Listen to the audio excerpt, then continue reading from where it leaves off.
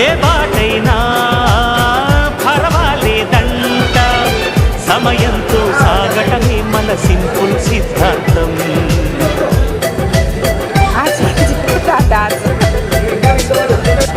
చిరుగాలికి పరిమళమిచ్చే సిరిమల్లెల మనమై ఉందాం.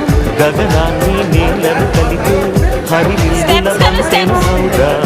ఆనందం అంటే అర్థం మనమంతా.